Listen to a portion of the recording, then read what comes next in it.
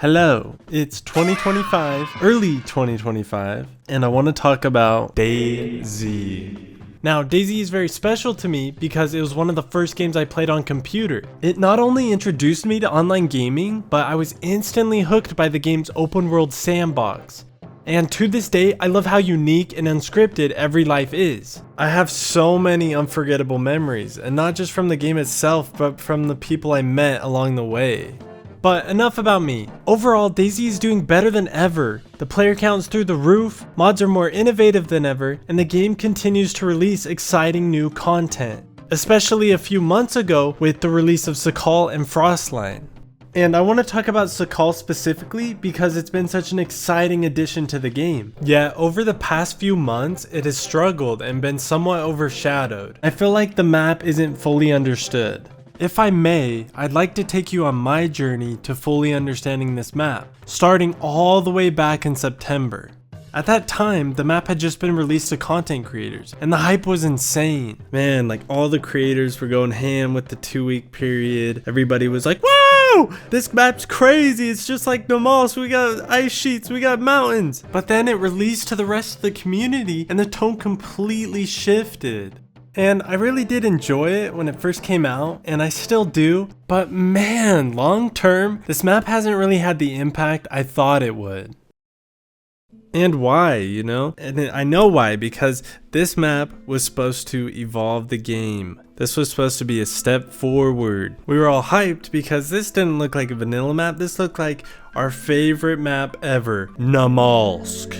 Whoa. And we're getting 2 new animal types and boats? Are you kidding me?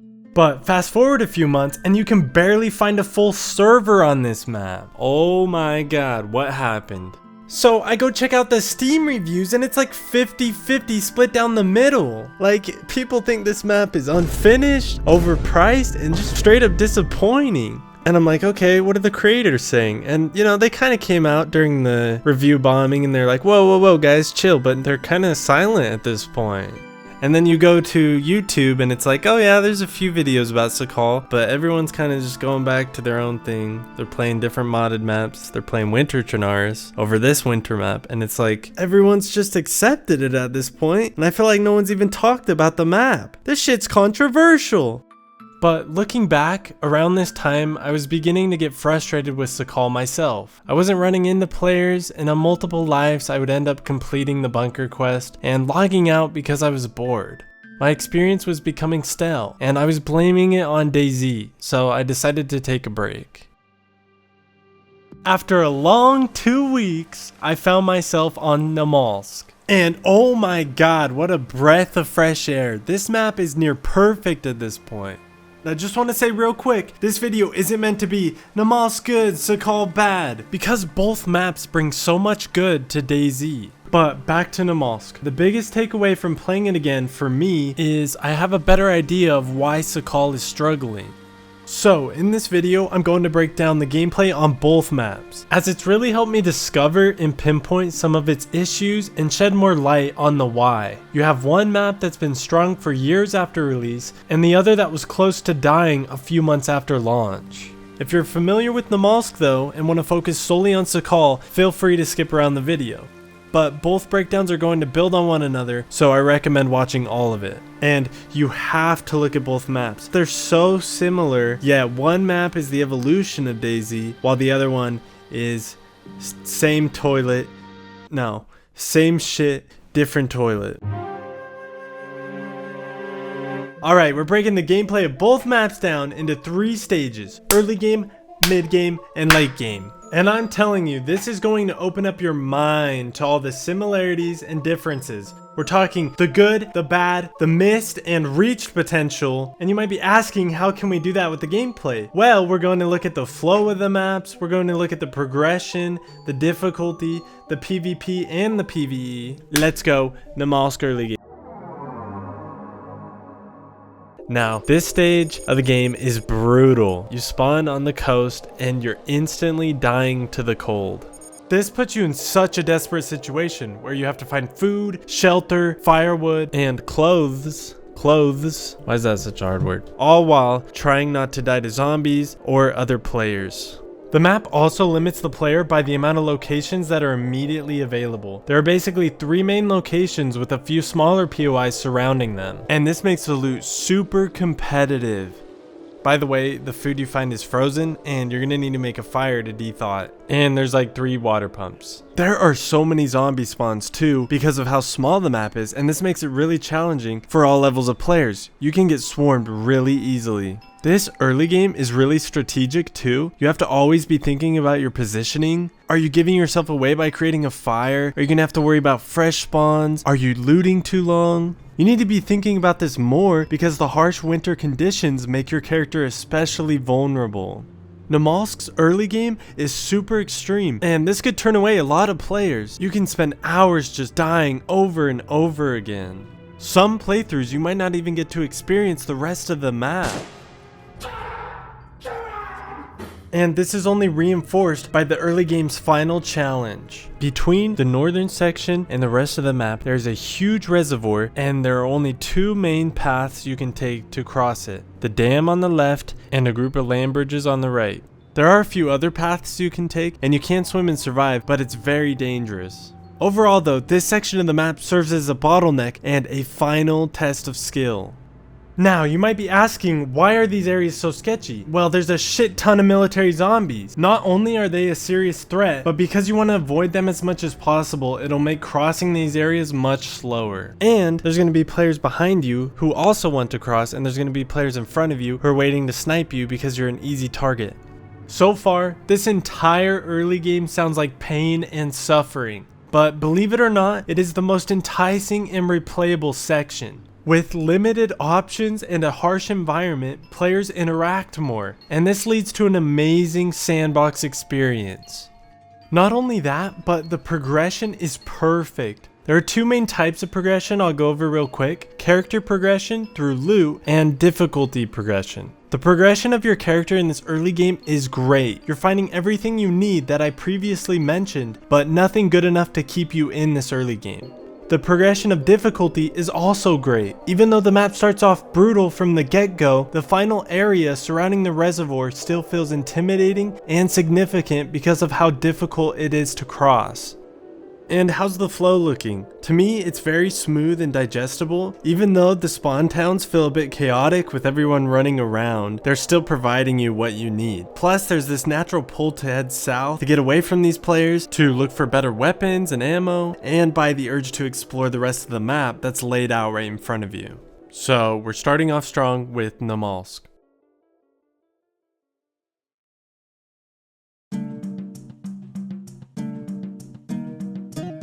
Okay, here's where things start to get spicy. You might have noticed that I only included the spawn towns of Sakhal in the early game, and this is because of the goddamn bears and wolves. I don't care who you are, you cannot say that going up against a bear and wolves is part of the early game.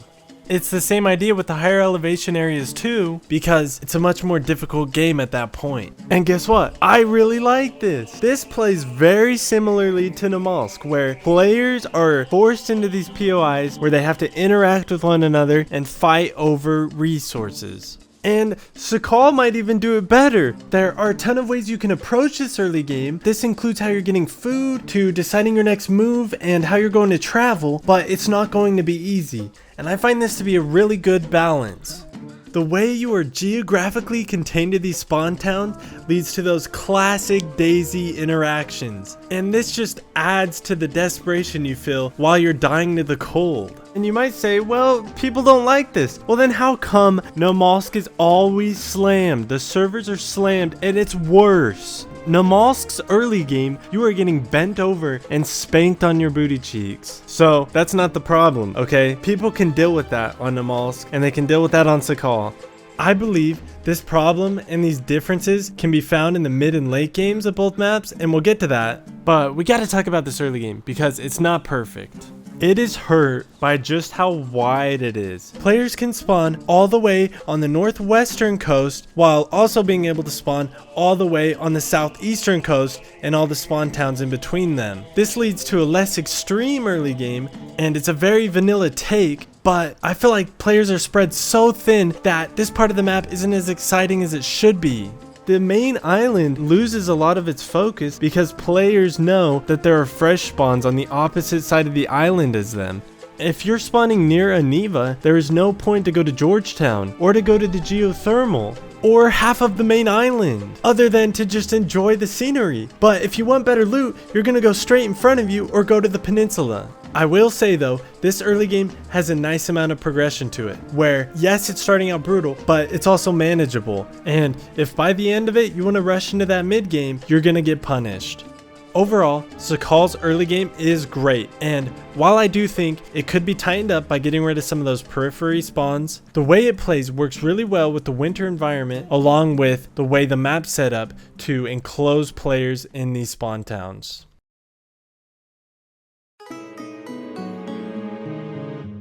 So you've just passed through the dam, or you just passed through the land bridge, and there's way more options with where you could go next. The main difference between this part of the map and the early game is you're not going to find food anywhere. Sometimes you might get lucky and find a soda in a car, or sometimes there's food at the care packages, but the majority of this mid game and late game are void of food spawns. One thing that's really nice though is there are a ton of animal spawns and different types of animals, especially with the introduction of the fox and the rabbit. You're gonna see those all over the mid-game. The way loot spawns switches up a little bit. In this mid-game section, there are a ton of POIs, but they each spawn their own specific type of loot. The most obvious example is the hospital compound on Terra Island. This is the main place to find medical loot on the entire map. And you see this throughout the entire mid-game. You're gonna find a lot of industrial loot and clothing at the factories, the warehouses, and the uranium mine. A lot of these places, especially the mine, are super enticing though because you can find sniper rifles on the roof. Most of the time you're going to find yourself at the Athena Research Institute, which provides the player with a ton of military loot.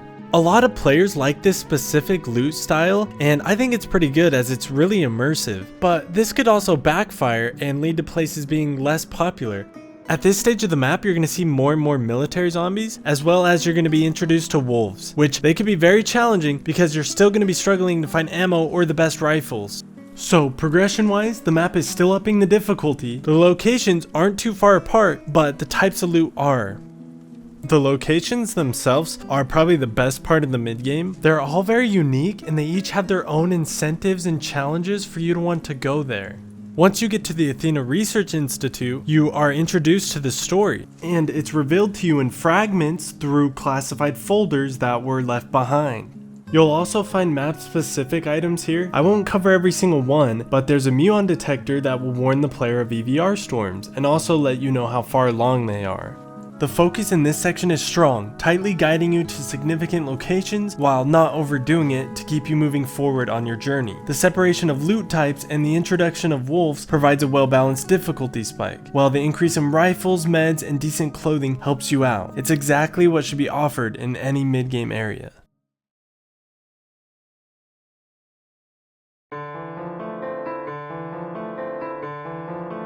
Alright, here we are, Sakhal's mid-game, and I think this is where you either love the map or you hate the map. This is the section that turns you off, or the other one.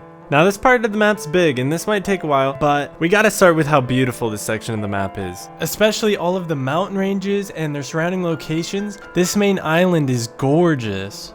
These areas of the map are super nice, but they're also a huge step up when it comes to difficulty. Which, I'll say it again, I like this. I think it's very unpredictable and it's risky, but you get to go on this crazy journey up in the mountains. It's a nice little increase in difficulty and progression, right? Well, yes, but this is where we run into our first issue. It is absolutely less viable to go inland than it is to follow the coast. Along the coast, you can find food, medical supplies, and even high-tier rifles. Not only that, but if you spawn in Aniva or Sovetsko, you are so lucky. You get to run less to get to places that other players have to run across the whole map to get to. And these places are spawning better loot, and you don't have to deal with any of the downsides like predators. I gotta say, I don't have an issue with it being easier and there being more loot routes because I like that player freedom. Like, you shouldn't have to go 1v5 a pack of wolves every time you want to go play Sakhal. But if you decide to go inland, there are fewer POIs, food spawns become extremely scarce, and there are fewer natural springs around these towns. So, does this sound fun to you? Do you want to go inland and get shafted?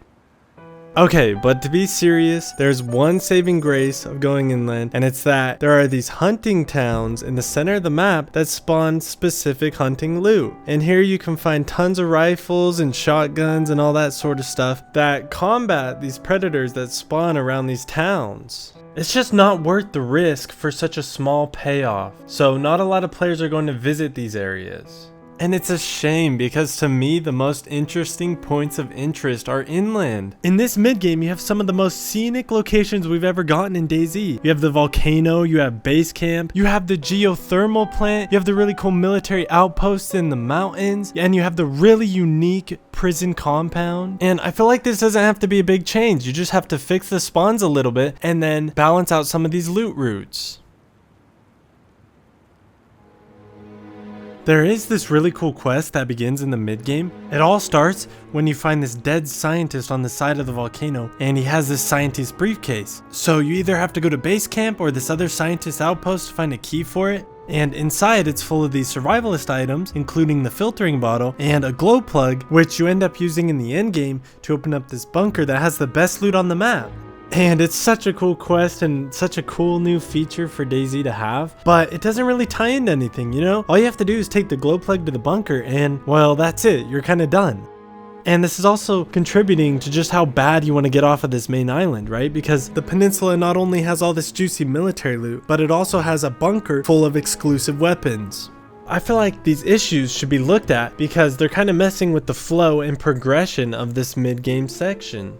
The progression feels way too fast along the coast, while inland it feels a bit slower. It lacks locations that are as rewarding or incentivizing as the main cities. And then once those players reach these main cities, there's no incentive to turn around and go back up the main island. It's all about the peninsula at that point.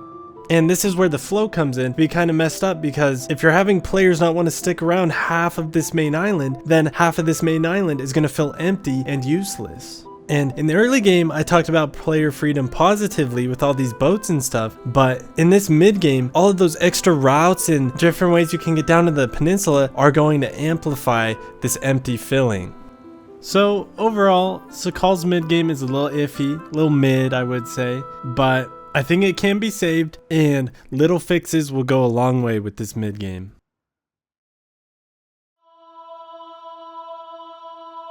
So you just made it through the Athena Research Institute, and in front of you are two giant snow-covered mountains. This area is not only super different from the rest of the map, but it's also very dangerous. At these mountain peaks, the temperature drops drastically, and on top of that, wolf and bear spawns have significantly increased, so you're going to be seeing them everywhere. This section of the map doesn't let up. To add insult to injury, there are fewer POIs in this section. And because they're the only way to get out of the harsh environment, this means the loot and locations are going to become highly competitive again. One nice thing about these places is they spawn great military weapons and clothing, loot that is worth the travel. Let's talk about the locations though, because they are once again very unique. You have the antenna, which is also known as Candy Cane, and it spawns a ton of great military loot, but you have to trek up one of these mountain peaks and battle the cold just to get to that loot.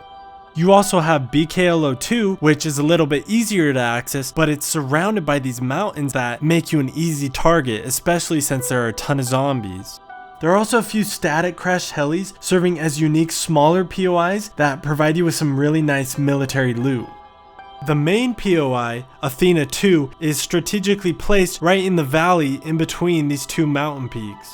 And Athena 2 is a really cool location because aside from providing the player with military loot, you're going down into this pitch black bunker and you're finding these folders that explain more of the story and what's going on. You know, this story began way back in Arma 2, but in DayZ standalone, all it's doing is filling in the gaps, so you're still learning about these factions who fought in this war. You're learning about these EVR storms that have been hitting the island consistently ever since you spawned in, and you're also learning about this Namalsk Corporation, which is a group of these private scientists who are obsessed with this object which they call A1. It turns out that this object not only has been causing these EVR storms, but it's also been discovered to be a wormhole to another place in space. All while the Russians and the US are kind of concerned and they're coming in, and it's this crazy underlying story behind this map. I won't go too deep into it, but these folders you find in the mid and late game, they describe other locations that you can find around Namalsk. So you're learning about this Russian submarine that launched a nuke into the island, and you're also learning about this oil rig that's off the eastern coast. But most importantly, you'll learn about the underground research lab, Athena 3. There are hidden locations in this late game that not only provide you with better loot and unique items, but they also reveal key story elements and unfold the map's history.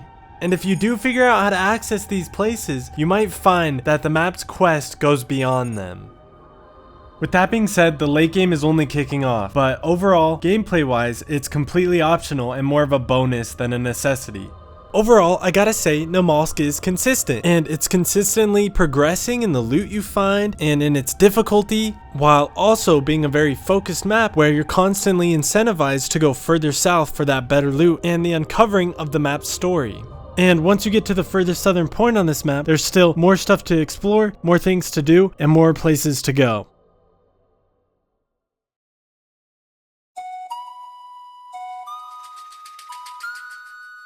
So for Sakhal's late game, we're going to the peninsula, and I think some of the locations are pretty decent, like the port with the submarine and the tier 4 military port. The cranes at these locations just scream sniper to me, like they're such great opportunities for you to be able to overwatch the entire compound. And the locations on this peninsula have a nice rundown feel to them, where they look like they haven't been maintained in a long time. There are a few withered villages you can discover that especially sell this feeling, and I love the rundown look. I wish we saw more of it in Vanilla DayZ.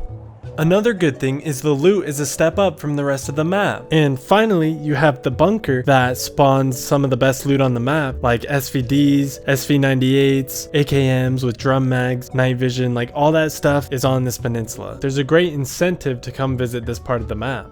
But it's not all great though, because traversing this peninsula can sometimes feel like a chore. The POIs in the smaller compounds are pretty spread out. This leaves a lot of areas on this peninsula feeling barren and uneventful.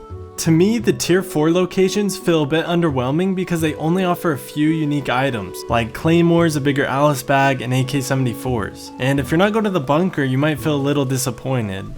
The area's flow seems like it would be simple. You have a one-way path leading to a final PvP hotspot, but because the peninsula has many ways in, and the bunker is like 3/4 of the way down, you'll either fight there or see no one at all. There's a little bit of back and forth between the bunker compound and the tier 4 military port, but if you look above those compounds, you're gonna find this linear but also empty section of the peninsula where there's nothing significant going on. Progression wise, this area of the map doesn't really get any harder, especially for players who are up near the mountain ranges. It's not as cold down here, and while there are bear and wolf spawns, there's not as many, so they're a lot easier to avoid. So looking at the map overall, the progression's a bit iffy, where it's very hard in the beginning, but the map becomes arguably tamer the further south you go. And outside of PvP, this area feels like a dead end, especially if you're not interested in the islands. Now, let's talk about the islands. They're empty. But we gotta talk about what's coming to Sakhal in the new 1.27 update. They added a shipwreck south of Shantar Island, and this is the main location where you can find NATO weapons and other military loot. And not only that, but they decided to lock the dynamic crates and put all the keys on this ship. And this tightens up the progression, where now you don't have fresh spawns swimming straight to the islands to get a DMR. It works a lot better than the bunker in the tier 4 military loot because this place feels way more significant. And it's really nice that it's like the ultimate end goal destination that spawns unique loot. How I feel about it right now is I'm thinking, yes, maybe it's a little tedious to go across the ice again or to look for a boat to get over there, but it really seems like the rewards are worth it. Taking the new additions into consideration, I still find Sakhal's late game to be a little underwhelming. I think it's mostly due to the lack of progression on this peninsula. You know, you have to travel across such a large area and you're seeing a lot of the same loot and the same animals, nothing's really increasing in difficulty, and it makes the entire peninsula pretty boring to cross. It's especially true if you're coming from the land bridge and you want to go down to the bunker. Like, it takes a while. And it doesn't help that most of this peninsula looks the same. Like, it's not very flattering to look at a bunch of grasslands, fields, and rolling hills, especially after just having come from the mountains. Some of these POIs feel a little insignificant as well because they all look the same. So, aside from this bunker compound and the loot inside, the rest of the peninsula doesn't really offer much excitement. I think the most exciting thing you're going to find down here is the PvP, but still, I don't think the environment provides enough variety to make those encounters as dynamic and engaging as they could be. Looking at Sakhal as a whole, the issues I've pointed out are about game design and gameplay, not the absence of some flashy new feature.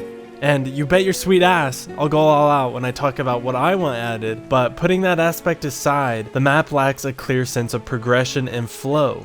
I think the main problem is that the loot is too homogenized. You can find everything you need to survive almost anywhere. And that removes most incentives to want to explore, which in turn makes the map feel stale. Survival games become boring when you stop needing things, and on this map, that can happen pretty fast. The final mission on this map is opening up the dynamic crates. In both 1.26 and 1.27, they do have nice rewards, but if you take those rare, unexpected encounters with other players out of the equation, does that sound like a fulfilling final mission to this map? I think it's a pretty unique and interesting way to receive a better gun, but I don't like that it's the final thing to do on this map. I do like the decision to limit the map mostly to Russian weapons. It is new territory for the devs, and I know it will improve in the future. I just think they need to take another look at other types of loot, like medical, food, clothing, and redistribute them more thoughtfully. Okay, I've been very critical of the map, and comparing it to a passion project modded map because I genuinely want Sakhal to succeed. It's 2025 and we've seen what DayZ is capable of. My hope is for it to surpass all of the other vanilla maps and avoid becoming another Livonia. So I'm going to try and be constructive and share some ideas about what I'd like to see improved and added to the map. And I'm curious to hear what you guys think and explore where we can take this map together. And it's going to be over ambitious. Remember, this is from the perspective of a gamer, but just stick with me because I really want to have fun with this. So we're briefly going to dive back into the gameplay and discuss what I would add or change, and after that we'll dive into an extended quest line and I'll tease a bit of the map story, which that might sound crazy, like what? Sakhal doesn't have a story, and you'd be right, it's one paragraph on Wikipedia, and this bothers me. So I'm planning a separate video for Sakhal. It's going to be my own unique take on its history, factions, and past conflicts, and it will tie directly in with my revamped version of the quest, so keep an eye out for that video. Let's take a look at the late game. The biggest criticism I have of the peninsula is that it feels too empty and uneventful. While adding more locations to make it more expansive is one option, I think the perfect addition would be bringing back the original V3S truck. Imagine finding this truck scattered across the peninsula. It would make the winding roads feel way more alive. I envision the peninsula functioning more like a two-lane highway, where players are traveling back and forth between this main island and key areas like the bunker, tier 4 zones, and the southern islands. I really like how they're making the glow plug, a pretty insignificant item on other maps, feel valuable on Sakhal. I want to take this concept even further by adding unpowered gates at the peninsula's choke points, especially the land bridge. Players would need to use the glow plug to activate these gates and pass through. I'm giving players trucks for faster travel across the peninsula, but these gates, which I'd accompany with new checkpoint locations, will slow them down, make the center areas of the peninsula surrounding the road more active, and add risk to using vehicles. And then just imagine how significant the land bridge is going to become, because you're going to have mid-game players wanting to cross or defend the gate, while late-game players are trying to return to the main island with a vehicle. And we'll get to the main reasons and incentives for why I want players to go back up to the main island, and this is for the quest, but for right now let's focus on the late game areas. I really like how they added a cargo ship further south as an ultimate endgame location. I'd also love to see another unique endgame spot on Shantar Island. This location would be locked behind a quest item and concealed, requiring players to complete a series of steps to discover and unlock it. Other than that though, I feel like these changes would suffice and make this late game super interesting. And there are going to be some additional changes I'll add, but I'll get to those when I talk about the quest, as they're pretty specific. For the mid game, I think the airfield needs to become a more significant POI. So here and Georgetown as well will be the only locations where the glow plug can be found. The biggest change I'd like to make to the mid-game is adjusting how medical loot spawns. Medical supplies would become more apparent in hunting towns, but with a twist. Specific types of loot would be distributed across tiers. All around the mid-game inland, players can find pills, vitamins, blood bags, and IVs. Meanwhile, higher tier items such as saline bags, first aid kits, morphine, and epinephrine would be relocated specifically to Georgetown and the airfield's medical tents. This results in a more strategic and balanced distribution of medical loot while also slightly buffing both locations. I really want to make the unique hospital location found in Georgetown more significant, so you'll be able to find NBC gear there alongside the geothermal plant. I'd also love to see a new type of hunting location added, ideally around Yasnaya Polyana, or perhaps a change to that area, or even placed in the middle of the valley. It could be like a campground or a shooting range, something that entices players to visit but comes with a significant risk, similar to the geothermal plant. Finally, I'd like to add a unique endgame POI near the volcano, underground, and it will be locked behind a quest item and accessed similarly to the Shantar Island location. Stay tuned for more details on that. For the early game, as I mentioned earlier regarding spawn adjustments, we need to remove the peripheral spawn points. The farthest northwestern spawn should be Severomorsk, and the farthest southeastern spawn should be Sumno. This will tighten up both the early and mid-game flow. I want to keep players close, but still allow them to branch out along the coast if they want. The change to the medical loot will also impact the early game. My goal is to heavily nerf all of the medical locations on the coast. You can still find items like chelating tabs, heat packs, disinfectants, and maybe vitamins, so you're a little prepared to get off the coast, but no bandages, no saline bags, none of the good stuff. And this will make the spawn situation more dire while also incentivizing players to head inland toward the buffed hunting towns. I think this will positively impact the early game by making your character a bit weaker, and you can't just head to the next spawn town to find medical loot, right? There needs to be a balance where if you're not careful with your health and get sick, you have to progress through the map to find what you need. Sticking to the coast alone won't be sustainable enough. I really like this early game, but at a certain point, the player should be naturally encouraged to progress further into the map. And because medical loot is huge on a map where you're so susceptible, I think it's the perfect thing to take away. So those are some of the overall changes I'd make to enhance each stage of gameplay, and I believe these adjustments will improve the map's flow while keeping it engaging and dynamic. Now, let's dive into the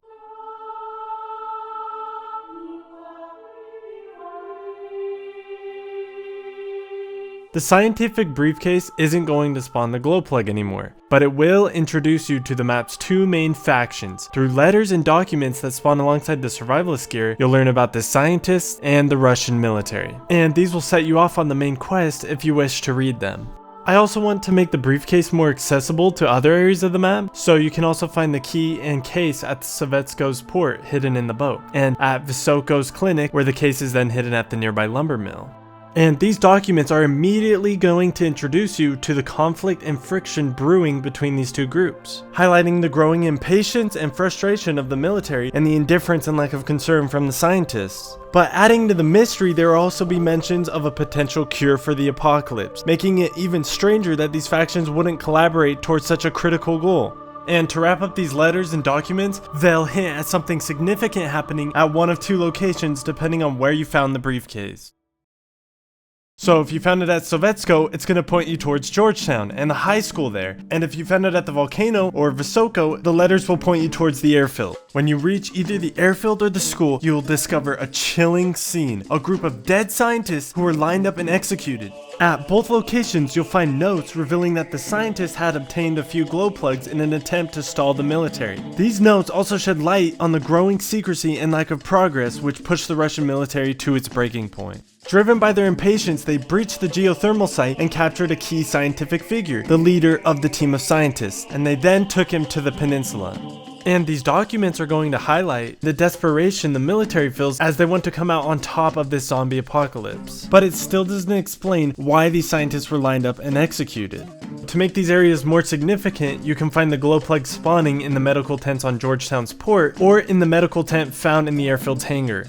So at this point you can head back towards the geothermal site or look around Georgetown, but neither will provide the answers you're looking for. And this lack of clarity is going to push you to look for answers on the peninsula.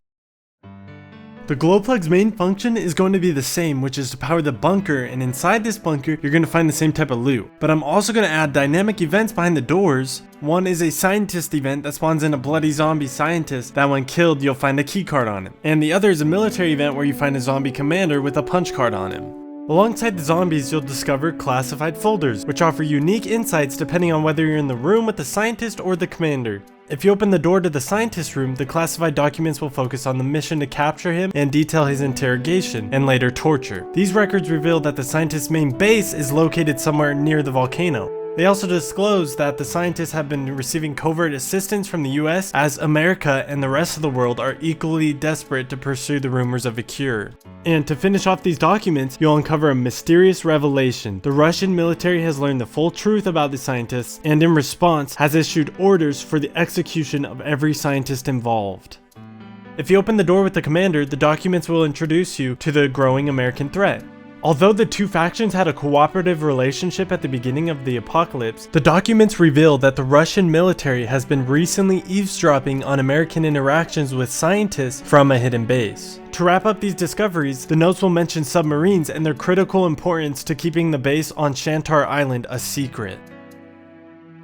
I want to add an alternative way to obtain the keycard and punch card because the bunker would turn into Camper City. I also want there to be some variety to this part of the quest. So around the tier 4 port, there's a small chance the punch card will spawn, along with the corresponding documents that detail the hidden military base. And then for the keycard, there will be a dynamic convoy that has crashed somewhere along the peninsula, and this event will trigger the scientist zombie to spawn alongside the corresponding documents. So you have one of these items or both, but this is where the questline branches out into two separate paths. You can either go back up to the volcano and search for the secret scientist base, or go down to Shantar Island and search for the secret Russian base.